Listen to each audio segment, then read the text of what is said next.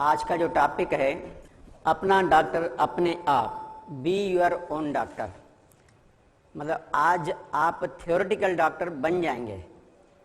Doctor का मतलब रोग को पहचानना, उसके कारण को जानना और उसके निवारण को जानना, बहुत ही सरल तरीके से। चिकित्सा क्रम 3 दोष, वात दोष, पित्त दोष, कफ दोष। वात दोष को अंग्रेजी में गैस बोलते हैं, पित्त दोष को एसिडिटी और कफ दोष को कफ। आयुर्वेदिक जो सभी पद्धतियों की मेन मुख्य है आयुर्विज्ञान, वो कहती है कि जितने भी सारे रोग हैं, बीपी है, डायबिटीज है, अर्थराइट्स है, माइग्रेन है, कब्ज है, पेचिस है, यूरिन संबंधी प्रॉब्लम है, मेंशन संबंधी प्रॉब्लम है, लंग संबंधी, जितने भी रोग है, इन सभी रोगों को उन्होंने 3 भागों में वर्णित किया है। मन 3 दोषों के अंतर्गत आते हैं वो कैसे, वो आप समझ लीजिए। सबसे पहले इसका लक्षण है। वात दोष का मतलब गैस माना वायु।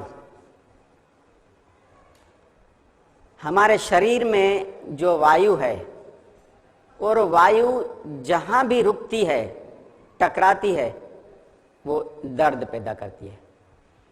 अगर वो पेट में रुकी हुई है तो पेट में दर्द, कमर पे रुकी हुई है तो कमर में दर्द, छाती में अगर रुक जाती है तो छाती में दर्द, घुटनों में रुक जाती है तो घुटनों में दर्द। माना शरीर के जिस जिस अंग में वायु रुकती है या टकराती है, वहां आपको सिम्टम्स आएगा दर्द। तो वात दोष का जो मुख्य लक्षण है दर्द। दूसरा है डकारे। डकारे मतलब जो गैस नीचे से नहीं निकलती है और ऊपर से निकलती है तो वो डकारों के रूप में निकलती है, तो वो भी गैस का ही लक्षण है। तीसरा है चक्कर आना, घबराहट, हिचकी। ये भी गैस का ही है। जब गैस ऊपर बढ़ती है तो हिचकी आती है, सिर तलक पहुंचती है तो घबराहट होती है, चक्कर आते हैं। ये सारे जो तीनों लक्षण है गैस के हैं। गैस माना दर्द, दर्द, दर्द। शरीर में कहीं भी दर्द हो, आप ये समझ लीजिए कि हमारे शरीर के अंदर वायु रुकी हुई है जो बाहर नहीं निकल पा रही है। ठीक, अब इनके कारण क्या है? वात दोष के, वायु रोग के इनके कारण तो बहुत हैं, परंतु मुख्य जो है, मुख्य वो 3 कारण है। पहला कारण है गैस उत्पन्न करने वाला भोजन। कौन सा? हर प्रकार की दालें। जब भी अपन दालें अंदर अति मात्रा में खाते हैं और वो डाइजेस्ट नहीं होती हैं तो तुरंत गैस फार्मिंग हो जाती है। दालें एक प्रोटीन है। प्रोटीन आइटम बच्चों को ज्यादा दिया जाता है क्योंकि उनका ग्रोथ होना है, शरीर बनना है। जब हम लोगों का शरीर ग्रोथ हो चुका है, पूरा बन चुका है, इससे ऊपर बढ़ना नहीं है, और अगर ज्यादा लेते रहेंगे तो शरीर फैलता जाएगा, ओवरवेट होता जाएगा और अंदर गंदगी बढ़ती जाएगी और दर्द के रूप में आपको तकलीफ देगी। जब दालें डाइजेस्ट नहीं होती है तो एक तो गैस बनाती है, दूसरा यूरिक एसिड वो बनाती है, और यूरिया भी पॉइजनस चीज है, और यूरिक एसिड यूरिन के जरिए निकल जाता है। अगर वो नहीं रुकता है तो जॉइंट्स में रुकता है, और जहां जहां जॉइंट्स में रुकता है वहां जो बॉल एंड सॉकेट घुटनों में रहते हैं, उनका फ्लूइड धीरे धीरे वो सोखता जाता है, फिर आवाज आना शुरू हो जाती है और वो हड्डियां घिसना शुरू हो जाती है और वो दर्द हमेशा बना रहता है। तो बेटर ये है कि जितनी भी 25, 30, 40 साल के बाद और एज वाले हैं, वो दालें ना के बराबर लें, या सप्ताह में थोड़ी बहुत 50-100 ग्राम बस। क्योंकि सिर्फ अपन को जो सेल्स के टूट फूट हैं उनके रिपेयरिंग के लिए प्रोटीन की आवश्यकता है। दूसरा है बारीक आटा। अपन जो आटा घर में गेहूं पिसवाते हैं वो इतना बारीक पिसवाते हैं जो उनमें पोषक तत्व रहते हैं, आयरन वगैरह, ये सारे के सारे बी कॉम्प्लेक्स वगैरह सब नष्ट हो जाते हैं, रफेज बिल्कुल नहीं रहता है। और वो आंतों में जाकर चिपकता है, और जैसे ही चिपकता है सूखता है और वो नमी पाकर फिर गैस फार्मिंग कर देता है। तो उससे भी दर्द बढ़ जाते हैं। जिनको दर्द है वो अगर छोड़ देंगे उसी टाइम से उनका दर्द में निवारण होना शुरू हो जाएगा। तीसरा है मैदे की वस्तुएं और बेसन की वस्तुएं। मैदे की वस्तुएं माने ब्रेड, बिस्किट, टोस्ट, पकोड़े, कचौड़ी, समोसे, ये बेसन की चीजें। ये जैसे बॉडी में अंदर जाती है कोई स्वास्थ्य नहीं देती हैं, सिर्फ मन को टेस्ट देती हैं और अंदर गैस फॉर्मिंग करती है। और वो गैस अगर नीचे से निकल जाए तो कोई प्रॉब्लम नहीं है, वो नहीं निकलती है तो जहां रुकती है वहां दर्द। तो पहला कारण जो है गैस उत्पन्न करने वाला भोजन, दालें, बारीक आटा, मैदे व बेसन की वस्तुएं। दूसरा कारण भोजन के मध्य ठंडा पानी या ठंडे पदार्थ सेवन करना। ये कैसे गैस बनाते हैं वो समझ लीजिए। अपन भोजन खाते हैं, मुख से होकर के, इसोफेक्स से होकर के स्टमक में आता है। जब अपन भोजन करते हैं तब आप पेट पर हाथ लगा के देखिए, बहुत ही गर्म दिखेगा। क्यों? उस समय जठराग्नि जो है तेज हो जाती है और डाइजेस्टिव जूसेस निकालते हैं, वो इतने गर्म और डाइजेस्टिव रहते हैं, जो भी भोजन आया है उसको पचाना शुरू कर देती हैं। जब ये जठराग्नि तेज होती है, गर्म होती है, इसके मध्य में अगर आपने ठंडा पानी, बर्फ का या कोल्ड ड्रिंक्स या आइसक्रीम डाल दिया तो क्या होगा? जठराग्नि शिथिल पड़ जाएगी, धीमी हो जाएगी, जो आपका भोजन है वो पचेगा नहीं, अपच होगा और वो वहां पर तैरता रहेगा, सड़ेगा, गैस फार्मिंग करेगा। पहला इंडिकेशन आपको यहीं में होगा, पेट में दर्द। आपने कभी कभी देखा भी होगा कि हम भोजन खाते हैं, खा तो लेते हैं टेस्टी के हिसाब से, बहुत ज्यादा ही खा लेते हैं, और खाने के बाद जब हम रिलैक्स होकर आते हैं तो दो अपन को अनुभव होता है। क्या? एक तो पेट में भारीपन और कभी कभी दर्द। वो ये है कि जठराग्नि जो है आपकी कमजोर है, वीक हो गई है, धीमी हो गई है। तो जठराग्नि को तेज करना है तो केवल जो है आहार ले रहे हैं, बस उसको पचने दीजिए। ओके, चलिए। तो दूसरा कारण है भोजन के मध्य ठंडा पानी या ठंडा पदार्थ सेवन नहीं करना। जो अपन करते हैं इसका कारण गैस फार्मिंग है। तीसरा है आंतों की कमजोरी। आंतों की कमजोरी का मुख्य कारण है व्यायाम, परिश्रम नहीं करना, भोजन डट कर खाना और खाने के बाद ऑफिस में, दुकानों पे जा कर के सिर्फ बैठ जाना या सो जाना। तो जो भोजन है वो नहीं पचता है। जहां पच भी जाता है तो उससे जो वेस्ट प्रोडक्ट बनते हैं वो बाहर नहीं निकलते हैं, और वो वेस्ट प्रोडक्ट जहां जहां अटकते हैं वहां गैस फार्मिंग करते हैं, रोग पैदा करते हैं। तो आंतों को जो कमजोरी है वो आंतों का व्यायाम करेंगे उससे सही हो जाएगी। ये सारे मैं बताऊंगा आपको। ये लक्षण हो गए, कारण हो गए। अब आप आइए निवारण। निवारण दो तरीके से। एक तो अंदर जो प्राकृतिक औषधियां कुदरत ने बनाई है हर एक रोग को दूर करने के लिए, वो सबसे ज्यादा बढ़िया इफेक्ट है, कोई साइड इफेक्ट नहीं, और जड़ से ठीक करती हैं। तो एक तो प्राकृतिक औषधियां और दूसरा बाहरी जो प्राकृतिक उपचार है वो, ये दोनों आप समझ लीजिए। और हमने यहां पर सिर्फ ऐसे उपचार आपको हम बता रहे हैं घर के लिए जो इजीली आप कर सकते हैं, और जो औषधियां हैं आपके घर में जो रूटीन में रोज अवेलेबल रहती है वो ही है, उसके लिए कहीं भटकने की जरूरत नहीं है। आप देखते जाइए कैसे ठीक होंगे। निवारण प्राकृतिक औषधियां, सबसे पहले है अदरक। जिंगर आपने देखा होगा, अदरक सभी के घर में रहती है। अदरक का मुख्य कार्य है, अगर आपके शरीर में गैस रुकी हुई है उसको बाहर करेगी, और जहां जहां दर्द होगा वहां वहां आपको दर्द में राहत मिलेगी। और अदरक का दूसरा काम है, जो अगर कफ आप में जमा हुआ है छाती में वो भी निकालेगी। ब्लड को पतला करने में इसी का हाथ है। तो अदरक बहुत सही है। और जो सर्दी के कारण जिनको ज्वाइंट्स पेन रहता है और रात को जब सोते हैं और जब सुबह उठते हैं तो उनके पूरे जोड़ में भयंकर दर्द रहता है और जकड़े हुए रहते हैं, तो आप क्या करिए, रात को सोते समय पिसा हुआ सौंठ माना अदरक सूखे फाड़ में उसका आधा चम्मच से भी थोड़ा कम और 1 चम्मच शहद डाल करके रात को चाट के सो जाइए। तो समझ लो आपको पूरी रात जो ठंड के कारण दर्द होने वाला था, रोग बढ़ने वाला था, वो नहीं बढ़ेगा और ठीक होना ही शुरू हो जाएगा। क्लियर?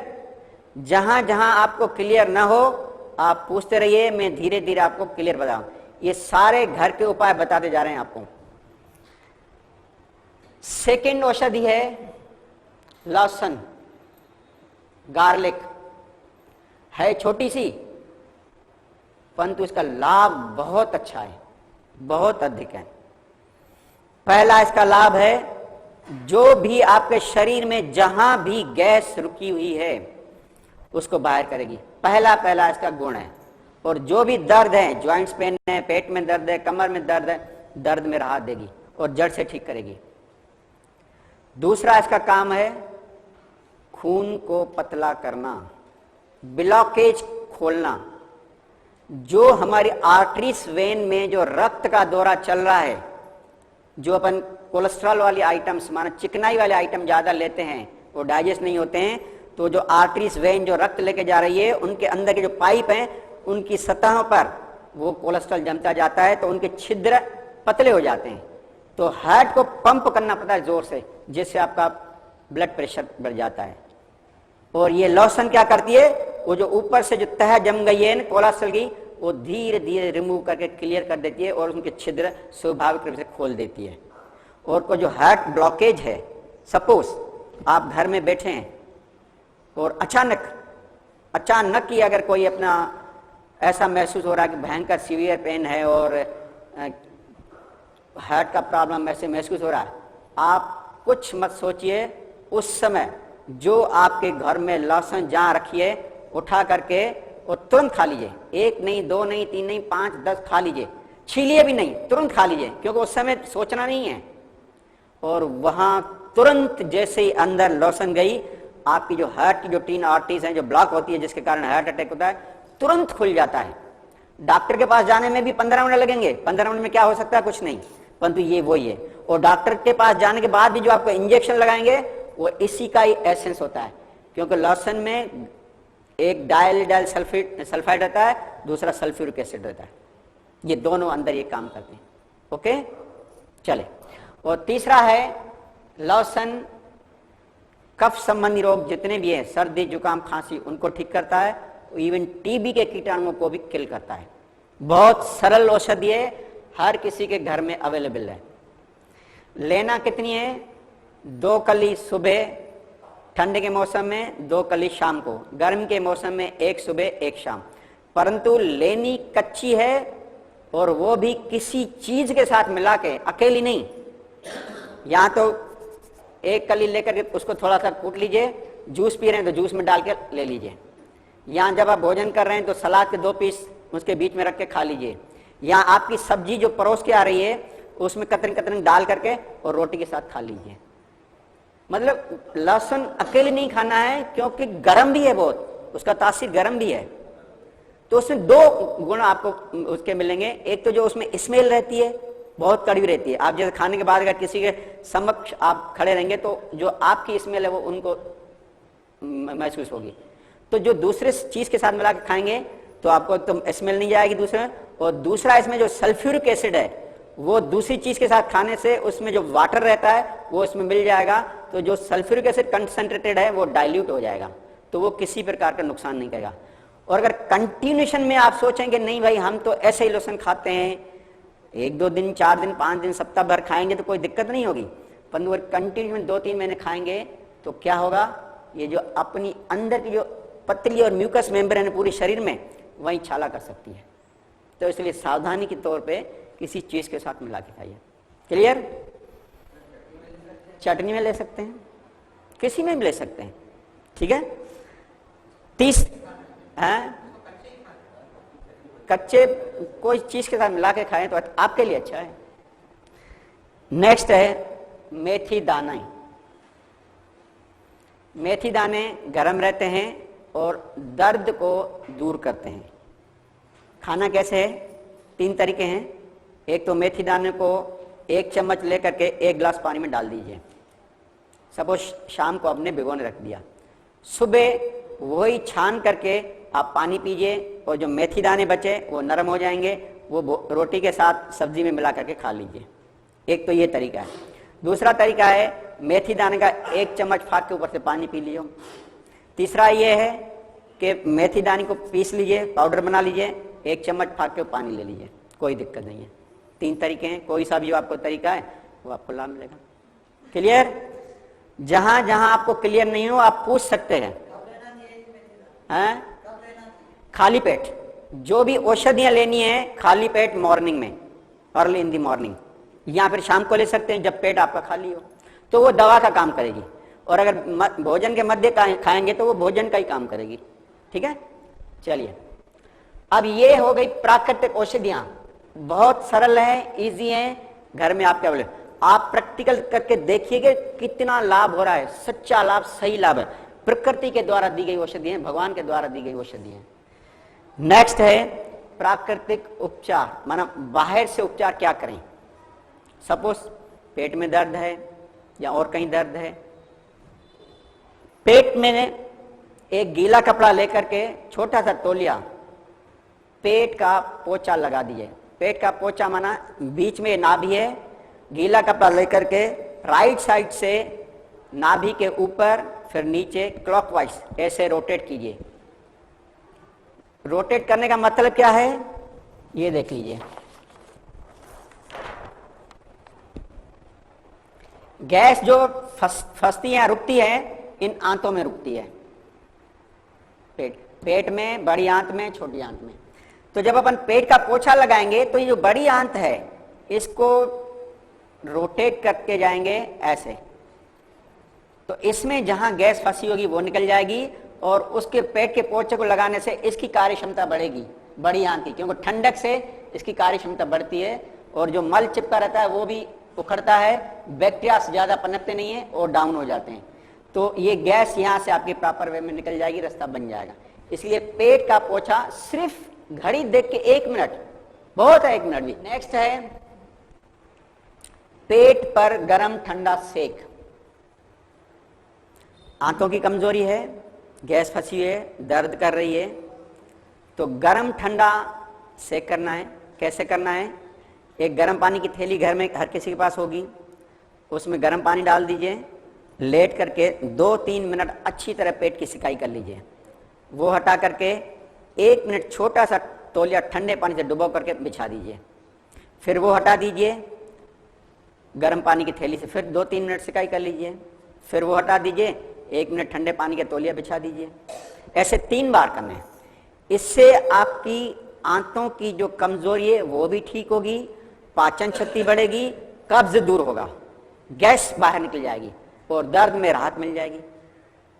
क्लियर?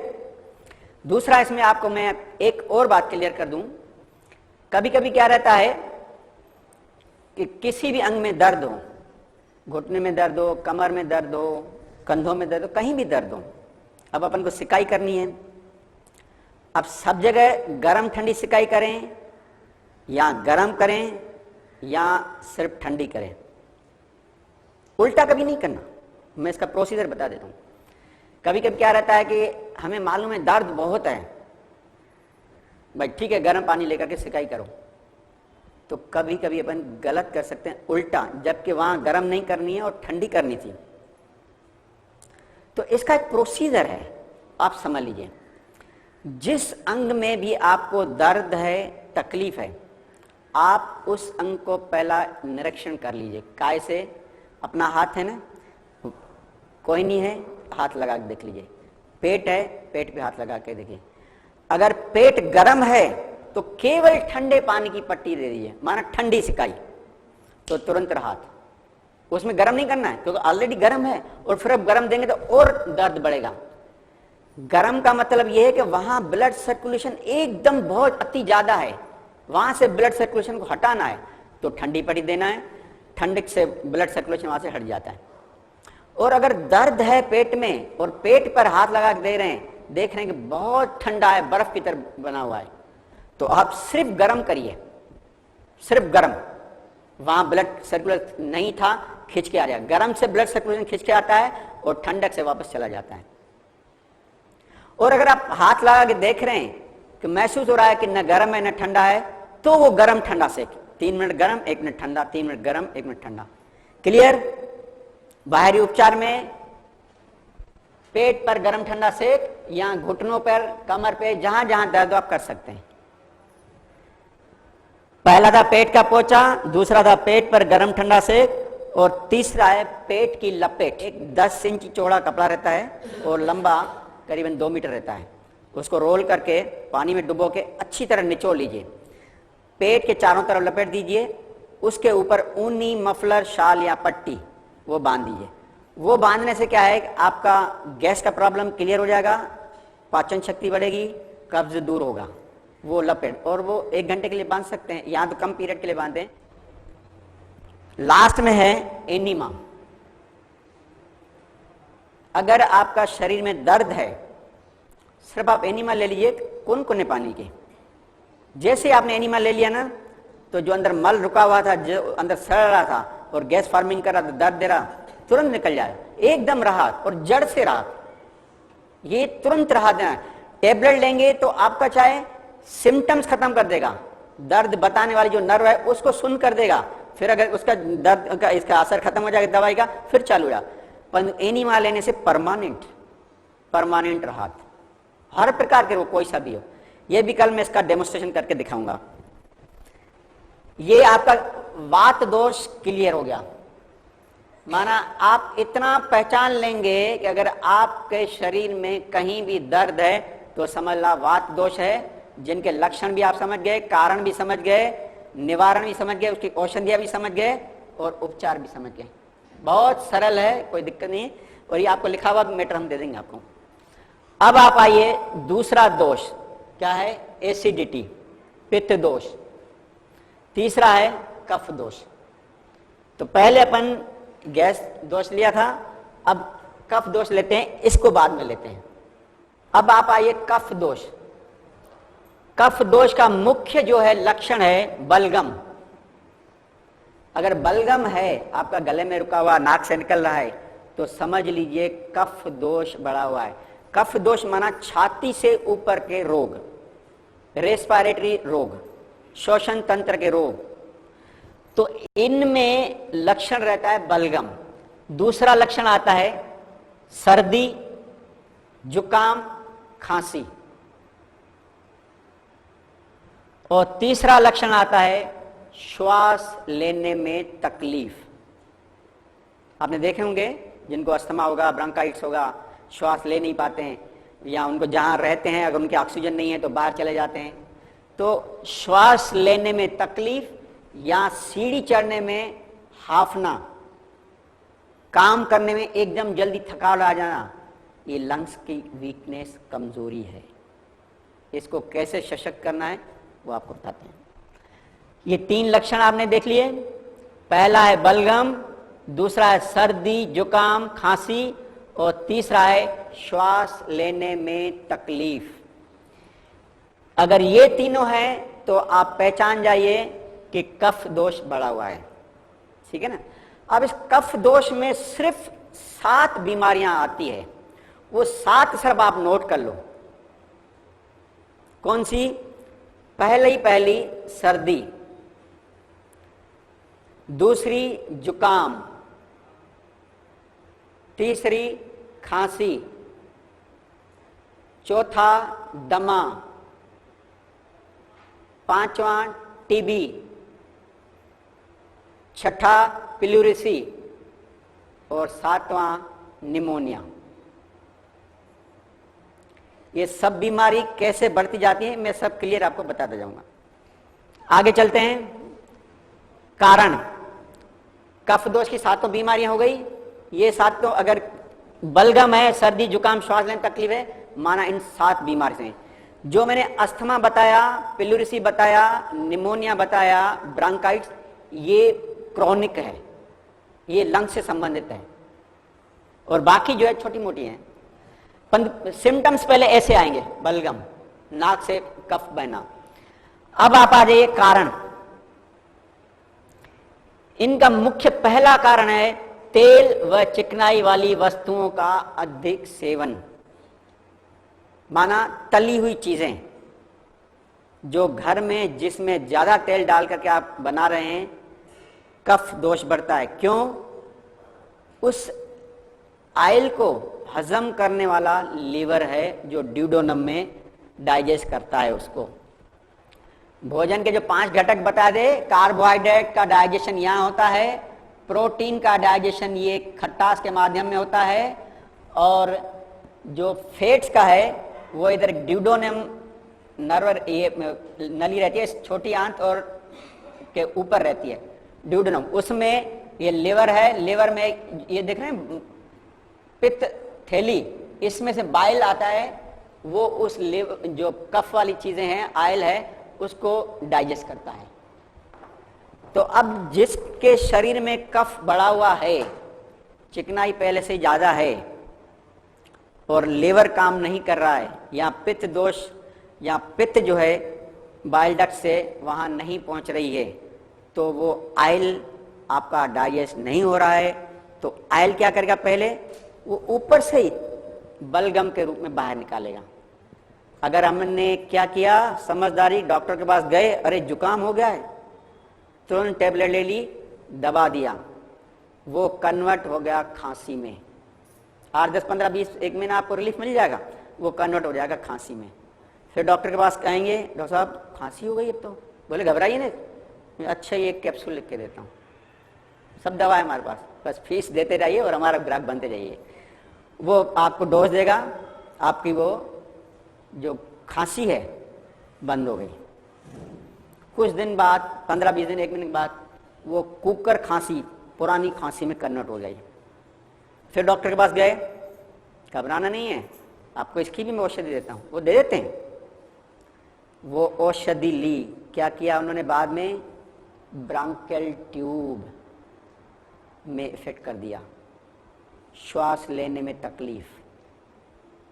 जब श्वास लेने में तकलीफ और ऊपर से आपका आयल बरकरार चालू है, डॉक्टर से पूछे क्या परहेज करें, बोले कुछ नहीं, खाते रहिए सब। यहां जो श्वास की नली है वो पतली होती जाएगी, श्वास लेने में दिक्कत, लंग्स का प्रॉब्लम क्रिएट शुरू, प्लूरिसी भी हो जाएगा, दमा भी हो जाएगा, निमोनिया भी हो जाएगा। ये ऐसे बीमारी आपकी बढ़ती है। बेटर ये है आपका जो बलगम निकल रहा है, माना आपका डाइजेस्ट नहीं हुआ, कफ जो आपने आयल लिया, आयल अंदर डालना बंद, और पुराना जो अंदर है अनडाइजेस्टेड बलगम वो शरीर निकाल देगा, क्योंकि अंदर शरीर में बैठा हुआ डॉक्टर। मैंने पहले बताया, कोई डॉक्टर किसी को ठीक नहीं करता, मैं भी नहीं ठीक करूंगा, आप भी नहीं करेंगे। आपके अंदर जो बैठा हुआ है परमात्मा रूपी जीवनी शक्ति, वाइटल पावर, वाइटलिटी, रोग प्रतिरोधक शक्ति, वही डॉक्टर है, वही आपका सहयोगी, वही आपका सच्चा मित्र, वही आपका स्वास्थ्य वर्धक है, स्वास्थ्य सेवक भी है, स्वास्थ्य रक्षक भी है। बस उसको आप, एक ही चाहता है कि जब आपका ये रोग बढ़ जाए, बस यहां से डालना बंद कर दो, और हेल्प करना है तो इन्हीं में दे दो, रेस्ट कर लो, वो खुद कर लेगा। तो पहले उस जो गंदगी को बलगम के रूप में निकालेगा, और आप निकलने देना। मैक्सिमम मैंने क्या बताया, 1-2 दिन में निकल के सब साफ हो जाता है, और फिर लिवर स्ट्रांग हो जाता है, फिर आप डाइजेस्ट पावर बढ़ जाता है, फिर आप खा सकते हैं। चलिए नेक्स्ट है दूध व दूध से बनी मिठाइयां। जितनी भी मिठाइयां जो अधिक खाता है, समझ लो उनको कफ दोष और डायबिटीज, पेट के प्रॉब्लम संभव है। आज नहीं तो कल। जो भी अपन भोजन खाते हैं उसके मध्य में जो भी अपन मिल्क एंड मिल्क प्रोडक्ट खाते हैं, माना डाइजेशन में हिंडर, कठिनाई,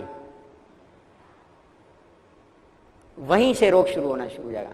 एक तो मिल्क अपना आहार है नहीं, वो दूसरे का आहार है। उसने जो बनाया है वो अपने बच्चों के लिए बनाया है।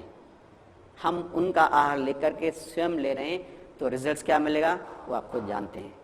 क्योंकि उस मिल्क में जो कैल्शियम है वो इतना हेवी है कि अपन डाइजेस्ट नहीं कर पाते हैं। उनके बच्चे ही डाइजेस्ट कर पाते हैं। क्यों? कि उनके बच्चे जब जन्म लेते हैं और दूध उनका पीते हैं तो 2-3 दिन में दौड़ने और चलने फिरने हो जाते हैं, और हमारे बच्चे 3-3, 6-6 महीने तक देखना भी नहीं शुरू करते हैं। क्यों? कि डॉक्टर भी बोलते हैं कि बच्चे को 6 महीने तक मदर मिल्क देना। मदर मिल्क इतना उसमें डाइल्यूट रहता है, कैल्शियम इतना डाइल्यूट रहता है कि बच्चा इजीली एसिमुलेट कर लेता है, डाइजेस्ट कर लेता है। और अगर बाहर का दूध देते हैं ना, वो डाइजेस्ट नहीं कर पाता। आज देंगे, 1-2 दिन के बाद देखना उसमें कफ, दस्त, उल्ट होंगे, आप तुरंत डॉक्टर के पास ले जाएंगे, डॉक्टर दवाई देगा, उनका और रोग क्रॉनिक होता जाएगा। क्लियर? चलिए नेक्स्ट है ठंडी व फ्रिज की वस्तुओं का अधिक सेवन करना। जो फ्रिज की, बर्फ की, ठंडी जितनी भी चीजें हैं जिनको कफ का प्रॉब्लम है, श्वास संबंधी प्रॉब्लम है, उसको तकलीफ मिलेगी, बहुत तकलीफ। आप उनसे पूछिए जिनको अस्थमा है, उनसे पूछिए जिनको ब्रांकाइटिस है, जिनको निमोनिया है, जो इनहेलर लेकर के अपना जीवन में, इनसे बहुत दूर रहते हैं वो। जरा सा अगर कोल्ड वातावरण भी आ जाए ना, दूर रहते हैं। चलिए नेक्स्ट है धुएं, धूल व ठंडे वातावरण में अधिक समय नहीं रहना। 4 कारण है, फिर से रिपीट करता हूं। पहला कारण है तेल व चिकनाई वाली वस्तुओं का अधिक सेवन।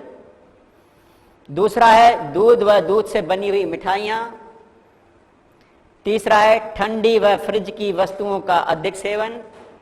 और चौथा है धुएं, धूल व ठंडे वातावरण में अधिक समय रहना। इतना तो सब जान गए? या कोई इसमें शंका है, समाधान है, कुछ पूछना है तो समाधान कर लें। कफ के सिम्टम्स जान गए, बीमारी पहचानना जान गए, इनके कारण आप जान गए। अब आप आइए निवारण पे। निवारण वही 2 तरीके से, एक प्राकृतिक औषधियां और दूसरा बाहरी उपचार।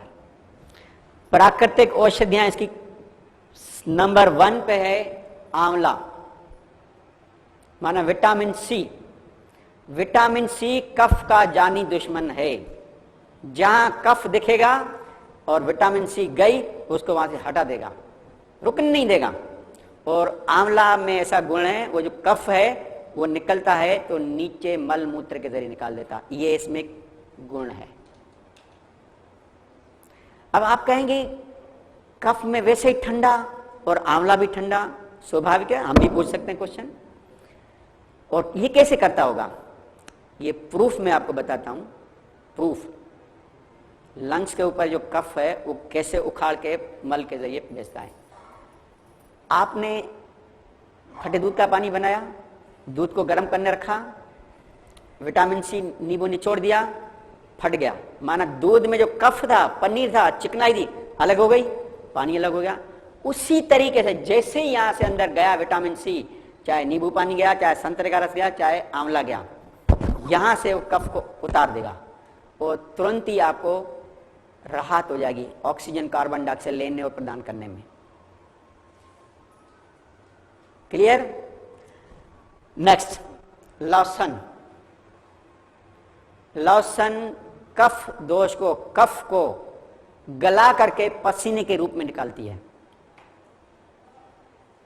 पसीने के, कोई सा भी कफ हो, इवन टीबी के भी कीटाणु अगर हो ना, वो टीबी को भी, कीटाणु को मारने की इसमें शक्ति है लहसुन में।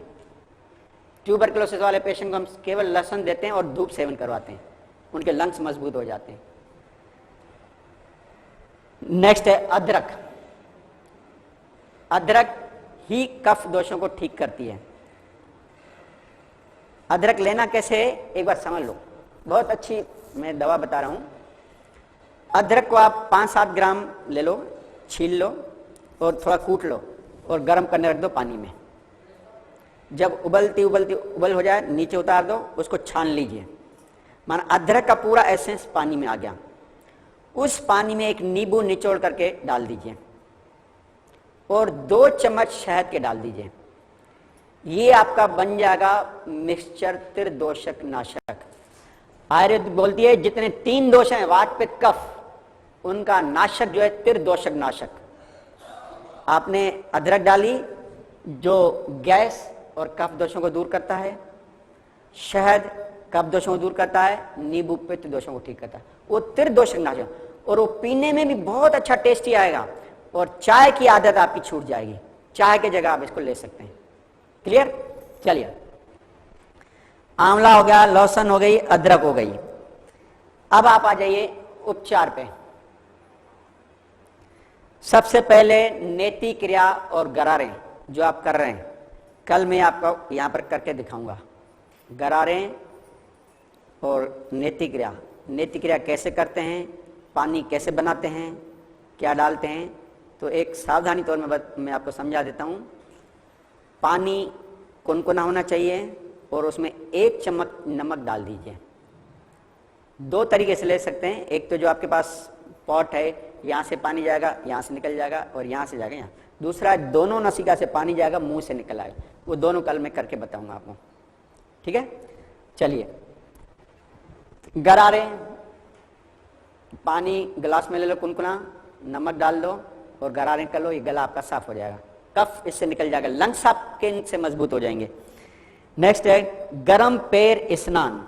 सिंपल तरीका है, घर में एक बाल्टी लीजिए, गर्म पानी डाल दीजिए सहने लायक, और एक कुर्सी पे आप बैठ जाइए, दोनों पैर बाल्टी में डाल दीजिए गर्म वाले में।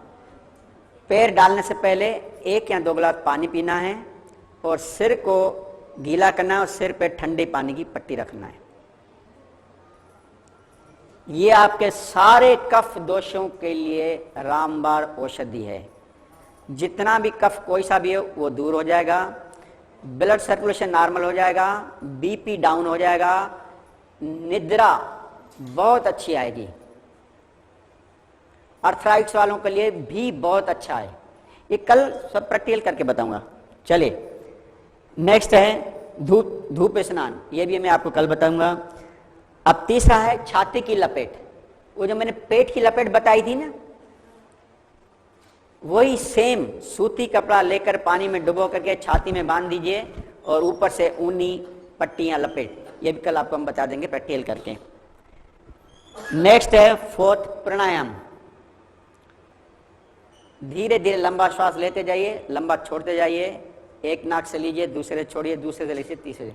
प्राणायाम ये है, इससे आपके लंग्स मजबूत होंगे, ऑक्सीजन अंदर जाएगी, कार्बन डाइऑक्साइड ज्यादा होने।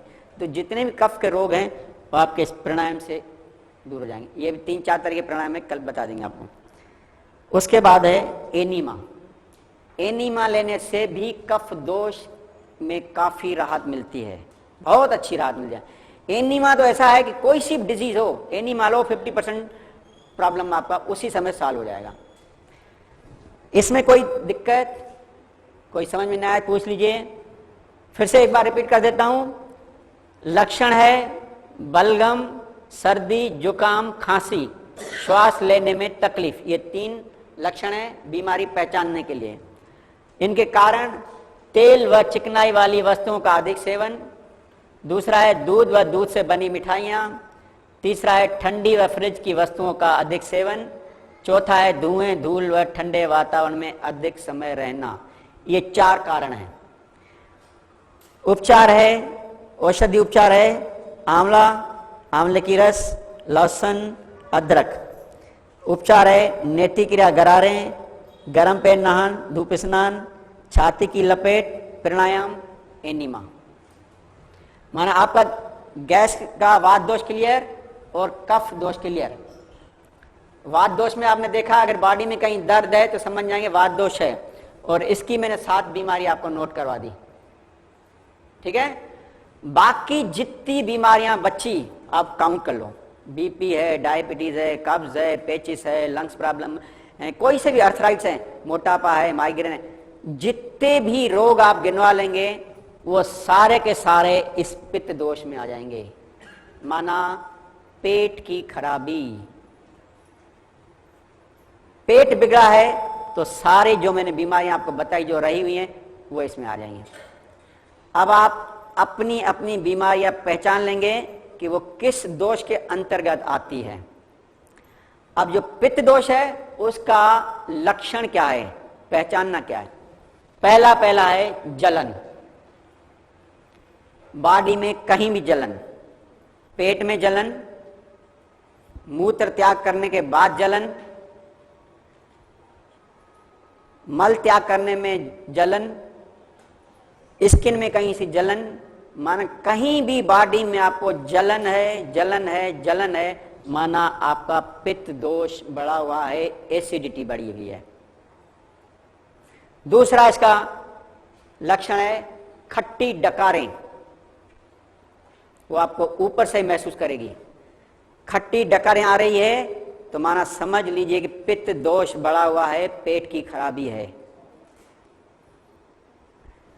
तीसरा है शरीर में भारीपन, अगर शरीर में आपको भारीपन दिख रहा है समझ लो पित्त दोष बढ़ा है। भोजन करते हैं, भोजन करने के बाद भी अगर आपको भारीपन आ रहा है माना आपका पेट खराब है, पेट संबंधी प्रॉब्लम है। क्लियर? ये 3 लक्षण समझ गए। ये सारे मुख्य मुख्य लक्षण बता रहा हूं मैं आपको, बाकी पूरी रामायण है वो नहीं बता रहा हूं।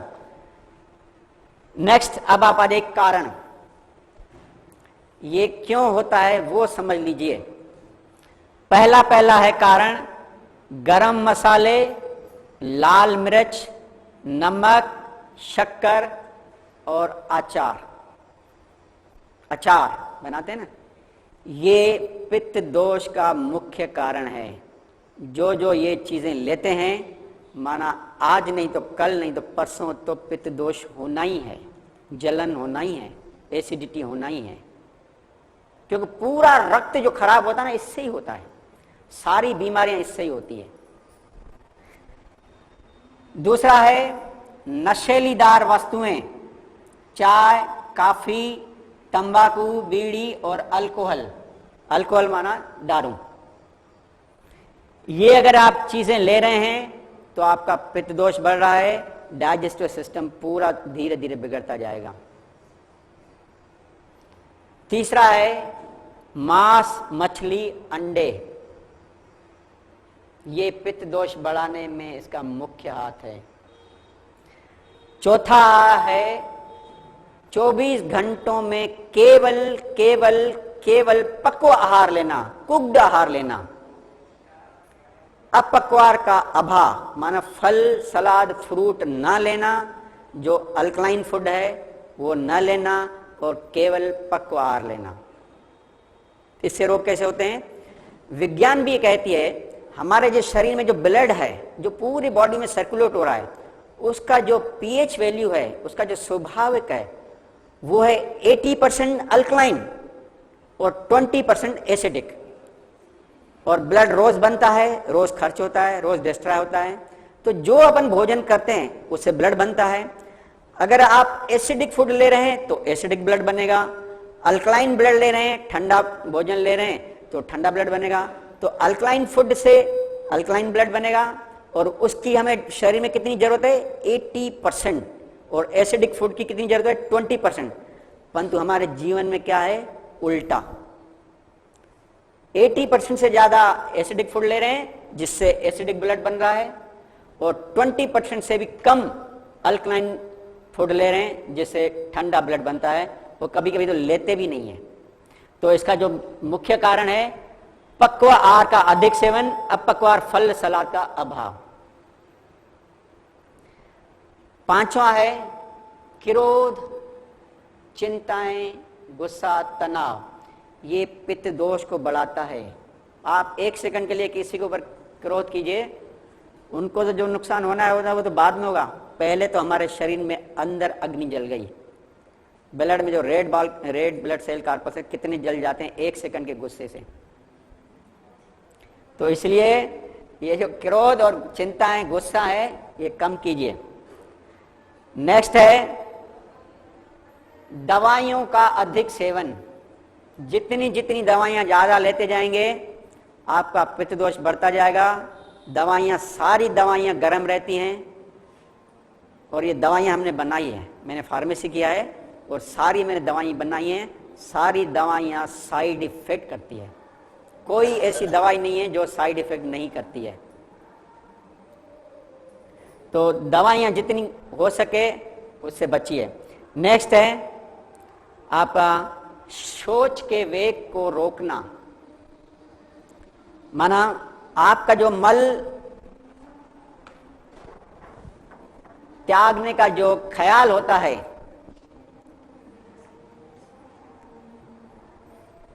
यहां से जब मल त्याग होता है तो यहां पर आपको इंडिकेशंस आता है कि टॉयलेट में जाना है। उसकी जो सूचना मिलती है हमें ना, उसको हम रोकते हैं, अभी नहीं बाद में जाएंगे। आपको स्वयं नहीं, हो सकता आपकी मजबूरी हो, किसी मीटिंग में बैठे हो, किसी ऑफिस में बैठे हो, किसी दुकान में बैठे हो, किसी मेहमानों के साथ बात कर रहे हैं, बाद में करेंगे। बच्चों का भी यही हाल है, स्कूल में बैठे हैं, उनको शौच का ख्याल आया, अब कौन जाए, दबा देते हैं। ये दबा दबा दबा दबा शौच के वेग को दबा दबाने के बाद यहाँ आपका जो इंडिकेशन का जो ख्याल रहता है वो धीरे धीरे धीरे धीरे शिथिल हो जाता है।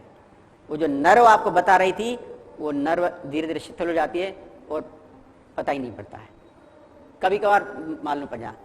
तो किसी भी टाइप का अगर वेग है, जो नेचुरल वेग आ रहे हैं, उनको कभी मत रोकिए, चाहे शौच का हो, चाहे यूरिन त्यागने का हो, चाहे आपकी बवाई आ रही है वो हो, चाहे निद्रा आ रही है, चाहे छींक आ रही है, कोई सी भी हो, कभी मत रोकिए, उसको एज ए साइंस सुबह से आने दीजिए। ठीक है, ये इनके 7 मुख्य मुख्य कारण है। अब अपन आइए निवारण पे। इसका जो निवारण है, और कल मैंने आपको बताए थे तीव्र रोग, जीर्ण रोग और घातक रोग। तीव्र रोग की मैंने चिकित्सा बता दी थी, और घातक रोग जो मैंने बताया थे कैंसर और टीबी। कैंसर का एक ही औषधि है, कोई सा भी कैंसर हो, ब्रेस्ट कैंसर हो, बोन कैंसर हो, ब्लड कैंसर हो, कोई से भी कैंसर हो, गेहूं के जवारे का आप रस रोज लेते जाइए, आपके कैंसर के कीटाणु किल होते जाएंगे। टीबी है, लोशन का उपयोग करते रहिए, आपके टीबी के कीटाणु धीरे धीरे किल होते जाएंगे। ये उसकी औषधि है। अब जो बीच का जो बचा था जीर्ण रोग, पुराने रोग, जिसके लिए मैंने बताया था कि इसका निवारण आपको कल बताऊंगा। तो इस पित्त दोष का जो निवारण है और जो जीर्ण रोगों का जो पुराने रोग हैं, उनका निवारण दोनों का एक है। वो मैं आपको बताता हूं, वो आप समझते जाइए, अच्छी तरह समझिए, वो घर के हिसाब से समझाता हूं। यहां तो आपकी अच्छी तरह शुद्धि हो जाएगी, उपचार हो जाएगा, ठीक है ना। यहाँ के स्वस्थ होने के बाद घर में बीमार न पड़े तो वो फॉलो अप करिए, और अगर पड़ जाते हैं तो कैसे अपने आप को स्वयं ठीक कर सकते हो।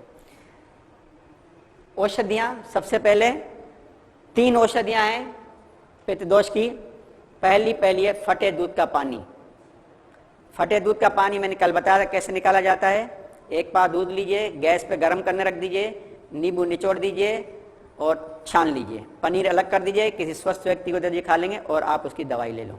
लिवर के लिए बेस्ट है, डाइजेस्टिव सिस्टम के लिए बहुत बढ़िया है, पेट के रोगों के लिए बहुत अच्छी चीज है, हर प्रकार के फीवर भी इससे दूर होते हैं। दूसरा है फलों व सब्जियों का रस, अनार का रस, नारियल पानी, पत्ता गोभी, लौकी आदि का रस। ये अल्कलाइन है, पित्त दोष को शमन करते हैं, पेट के रोगों को ठीक करते हैं, एलिमेंट्री कैनाल को पूरा साफ करते हैं। क्लियर। नेक्स्ट है नींबू। नींबू दिखने में फ्रूट एसिडिक है, परंतु नींबू पानी लेने से अंदर वो अल्कलाइन माध्यम में कन्वर्ट हो जाता है और पेट के सारे रोगों को वो ठीक करता है। विटामिन सी अगर बहुत ज्यादा वाली लेनी है तो आप आंवले का रस ले लो, तुरंत पेट साफ हो जाएगा, आधे घंटे में हो जाएगा। जूस, ये आपकी औषधियां हो गई। अब आप आइए इसका उपचार में। पहला उपचार है पित्त दोष मैंने पहले ही बताया था, जलन गर्म, तो पेट आपका गर्म ही होगा, इसमें सोचना ही नहीं है। तो पेट को ठंडक पहुंचाना कैसे? गीले नैपकिन से अस्थमा पी सकते हैं। गीला नैपकिन से आप पेट को ठंडा करिए, या यहां पर आपको मिट्टी पट्टी से देते हैं उससे पेट को ठंडक पहुंचाइए, या ठंडा कटी स्नान। ये तीनों कल मैं यहां पर आपको करके दिखा दूंगा, ये आपको अंदर ट्रीटमेंट सेक्शन में देंगे, घर में भी आप ले सकते हैं, कोई दिक्कत नहीं है। दूसरा है रीढ़ स्नान। रीढ़ स्नान माना नर्व को टोन अप करना। कल मैंने आपको बताया था कि रोग दो जगह से अंदर आता है, एक मुख से, एक यहां से। यहां से माना पूरा नर्वस सिस्टम।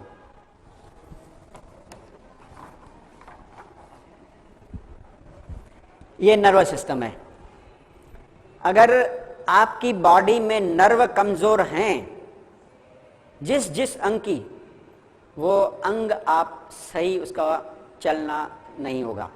अगर जिस अंग की नर्व सुन्न हो जाती है, वो लकवा हो जाता है, पैरालाइट हो जाता है। हमारे शरीर के अंदर के अंग और बाहर के अंगों को चलाने वाला ये नर्वस सिस्टम है। जिसका जितना नर्वस सिस्टम स्ट्रांग होगा, उतना दौड़ भाग काफी तेजी से करता होगा। तो रीढ़ स्नान देना है, माना यहां पर जो रीढ़ की मेन है, ब्रेन से नर्व निकलती है और गुच्छे के गुच्छे रूप में जो स्पाइन है, इसमें से निकल के पूरे शरीर में फैल जाती है और लास्ट में दोनों पैरों में चली जाती है। इस नर्वस सिस्टम का जो मेन और मुख्य उपचार है वो है रीढ़ स्नान, माना रीढ़ को ठंडक पहुंचाना। यहां रीढ़ स्नान देते हैं, आपको देंगे, घर में रीढ़ की पट्टी रखेंगे, कैसे रखेंगे वो कल मैं आपको समझा दूंगा, ठीक है। बस इतना समझ लीजिए कि रीढ़ स्नान। नेक्स्ट है तीसरा नंबर, व्यायाम, योगासन, प्राणायाम, ध्यान। अगर आप कुब्ड आहार ले रहे हैं एक टाइम भी, तो आपको व्यायाम करना पड़ेगा, परिश्रम करना पड़ेगा, सभी करना पड़ेंगे। इसके डिटेल कल प्रैक्टिकल। चौथा है आवश्यक विश्राम, माना गहरी नींद, कम से कम 6 से 8 घंटे वाली। आपकी जितनी बिना सपनों वाली गहरी नींद आएगी, उतने आपके शरीर के अंदर के रोगों का उपचार होता रहेगा। ये रात को होता है, आपने खुद एक बार उदाहरण से देख लिए। एक छोटा शिशु है, मुश्किल से 1 महीने का, अगर उसकी नींद अच्छी होती है, वो 20, 22, 23 घंटे नींद करता है, तो वो हेल्दी होता है। और जिस बच्चे की नींद खराब हो जाती है, तो वो अस्वस्थ, रोता रहता है, बढ़िया वो बेकार। तो नींद बहुत ही अच्छी आवश्यक है हमारे लिए करना, शरीर की एनर्जी बढ़ाने के लिए, ताकत बढ़ाने के लिए, रोग प्रतिरोधक शक्ति बढ़ाने के लिए, पूरे शरीर को शिथिल करने के लिए, और जितने अंगों के अंदर सफाई कार्य होता है निष्कासन का, वो नींद में होता है। आप देखते हो रात को भोजन खाया, आप रात को सो गए, और कैसे वो आपका तैयार होकर के जो मल है वो निष्कासन जगह पहुंचते हैं, और सुबह उठते हैं आपको टॉयलेट जाना पड़ता है। तो नींद बहुत जरूरी है, आवश्यक विश्राम। तीसरा है एनीमा। एनीमा लेने से आपके पेट के रोग ठीक हो जाने। अब अपन जो यहाँ बार बार बोल रहे हैं, शरीर शुद्धि, शरीर शुद्धि, शरीर शुद्धि, ये शरीर शुद्धि और रोग निवारण शिविर है। तो शरीर शुद्धि का मतलब क्या? किसकी शुद्धि? पेट की शुद्धि। पेट में भी क्या? पेट में बहुत सारे हैं, स्टमक है, बड़ी आंत है, छोटी आंत है, लीवर है, ये सब है, ये पूरा पेट में ही है। आमाशय की शुद्धि होगी तो पाचन शक्ति बढ़ेगी, आपका डाइजेशन पावर बढ़ेगा, जो भी खाएंगे हजम हो जाएगा। किसकी शुद्धि? जनरली वैसे कहेंगे तो लोग बाहरी शुद्धि तो करते हैं, स्नान वान करके साबुन वाबुन लगा के और बढ़िया होते हैं। अंदर किसकी शुद्धि? एक उदाहरण से समझा देता हूं। आपका बाथरूम है, नहाते हैं, पानी निकल के चला जाता है। सपोज वहां का चोक जो है ब्लॉक हो जाए और नहा रहे हैं, पानी बढ़ रहा है, भर रहा है और चोक नहीं खुल रहा है, पानी आपके दूसरे रूम और किचन में आना शुरू हो जाएगा। हो जाएगा ना? आप वाइपर से कितना भी करिए, कब तक करते रहेंगे? यही है ना, अपन को चोक खोलना है तो सही समझदारी है। तो आपका जो रोग का जो मुख्य कारण है ये बड़ी आंत जहां पर ब्लॉकेज है, पूरा खाना खा करके यहीं से निकलता है, यहीं से आपका रोग शुरू हो जाता है और यहीं से आपकी ब्लॉकेज है। इसको साफ करना है। पेड़ की जड़ को पानी दीजिए, पेड़ आपको हरा भरा दिखेगा। तनों और पत्तों को पानी देने से कोई मतलब नहीं है। शरीर की शुद्धि माना बड़ी आंत की शुद्धि, या इसके लिए तो यहाँ एनीमा है, कोलोन हाइड्रोथेरेपी है। आप देखिए कैसे कोलोन हाइड्रोथेरेपी लेते हैं, पूरी आंत को साफ कर देते हैं। बढ़िया है व्यवस्था, आपको कल परसों दिखाए होंगे ना सारे हमारे जितने भी उपकरण हैं। अब आप देखिए कैसे इससे साफ होती है। ये है देखो अंदर से साफ, ये थोड़ा पोर्शन कटा हुआ है, जो ये भरी हुई रहती है ना, ये जो देखते हैं ना ये कैसे करवट बने पड़े हैं, यहां तक पूरी इतने मल सालों के भरे रहते हैं, सूखे रहते हैं और अंदर बैक्टीरिया बन जाते हैं और अपनी कॉलोनी बना देते हैं, पलते रहते हैं उनके बच्चे बच्चे सब, और वो अपन को धीरे धीरे शना शना तकलीफ देते हैं। जो दवाई से हम उसको शांत करके बैठे, भाई बैठे रहो, आपको जो कुछ करना करते रहो। और मल एक बीच से एक छोटा सा पैसेज बन जाता है, वहां से निकलता रहता है और अपन को ये लगता है कि पेट साफ हो गया। नहीं, ये आंत जिसकी जितनी खाली होगी उतना वह बलशाली, स्ट्रांग, तेजोमय, इंटेलिजेंट। आप देखेंगे जो गुफा में साधु संत रहते हैं, कितना इंटेलिजेंट, कोई से सामने बात नहीं कर पाता है, इतनी ताकत रहती है, उनको पूरा ज्ञान रहता है। अपना ज्ञान सिर्फ इस मल के कारण दबा रहता है। तो अपन को जो शुद्धि करनी है वो इसकी करनी है, बड़ी आंत की करनी है, बड़ी आंत की, क्योंकि रोग यहीं से होता है, मल नहीं निकलता है, यहीं पर ही आपको जलन होगी, यहीं पर आपके मस्से होंगे, यहीं पर आपकी बवासीर होगी, यहीं पर आपका फिक्चर होगा, और यहीं से फिर मल वापस बढ़ता बढ़ता बढ़ता पूरा वापस आता जाएगा। यहां से आपका क्लियर हो गया, ये ऊपर ऑटोमेटिक अपने आप चला जाता है। अपन जो एनीमा देते हैं ना, वो सिर्फ इतने छोटे से पोर्शन को खाली करने के लिए, और वो जैसे ही खाली हो जाता है, ये वैक्यूम की दृष्टि से नीचे आ जाता है मल और बाहर निकल जाता है। तो अपन को एनीमा की बात नहीं डालनी है, परंतु फिलहाल जो अपना ब्लॉकेज है उसको क्लियर करते हैं। क्लियर? तो शुद्धि जो करनी है इसकी करनी है। तो आपसे एक निवेदन है, अगर आपको वास्तव में सच्चा लाभ चाहिए तो यहां पर आप 3 टाइम एनीमा लीजिए, सुबह, दोपहर और शाम, और एक टाइम में भी 3-3 बार लीजिए, टोटल 9 बार। कल कैसे लेंगे वो सब मैं बता दूंगा आपको, क्योंकि आपका जो अंदर ब्लॉकेज है कम से कम वो तो साफ हो जाए। घर में आप कहां कर पाएंगे इतना? अभी आए हो ग्रुप में, अच्छा है, यहाँ डॉक्टरों की टीम है, स्टाफ टीम है, सेवा भावी कर्मचारी हैं, आपके साथ सब लगे हुए हैं, आपको मदद करेंगे, हेल्प करेंगे। दूसरा कहीं भी ध्यान मत दो, ये 7 दिन पूरा जिस पर्पस के लिए आए हो वो पर्पस चालू कीजिए। मैंने पहले ही बताया था 2 उद्देश्य से आप आए हैं, एक तो शरीर की शुद्धि हो जाए और दूसरा घर जाने के बाद बीमार न पड़े, और पड़े तो घर में कैसे स्वस्थ, वो चैप्टर कल शुरू होगा, दूसरा वाला। क्लियर? याद है? क्लियर? आगे बढ़े। एनीमा के बाद आता है अपक्वार, ताजे फल व सलाद। अब आप मेन आपको मैं बताऊं क्या है हमारा जो रोग का कारण। मैंने बताया था, एक तो यहां मुख से जो आते हैं, जिस तरह का अपन भोजन लेते हैं उस तरह से हमारा बड़ी एलिमेंट्री कैनाल डैमेज हो जाता है। अपक्वार एक ऐसा आहार है जिसमें विटामिन्स और मिनरल्स जिंदा मात्रा में रहते हैं, जो हमारे इंटरनल अंगों के लिए भोजन है। जब अग्नि के संपर्क में आते हैं तो वो नष्ट हो जाते हैं, तो वो उनका आहार जो अंदर अंग नहीं मिल पाता है। दूसरा, अपक्वाहार में रेशे ज्यादा रहते हैं, रफे ज्यादा रहता है, झाड़ू ज्यादा हैं, जो पूरी एलिमेंट्री कैनाल को सफाई करते हैं। तो अपन सांसारिक प्राणी हैं। मैं या केंद्र या संस्था ये नहीं कहेगी आपको पूरे जीवन भर पर अपक्वाहार लीजिए, नहीं, एक बीच का रास्ता निकालेंगे जिसमें एक टाइम आपका अपक्वाहार रहेगा, एक टाइम आपका पक्वाहार रहेगा। क्योंकि विज्ञान की दृष्टि से या स्वास्थ्य की दृष्टि से अपन को 20% तो एसिडिक फूड चाहिए, बाकी अल्कलाइन चाहिए। तो ऐसा नहीं कि अपन को कुक्ड आहार से बिल्कुल छुटकारा पाना, नहीं, उसको भी लेना है। कितना लेना, कब लेना, कैसे लेना है, वो जब नेक्स्ट में कल बताऊंगा डाइट थेरेपी में, तब आपको क्लियर हो जाएगा। ठीक है?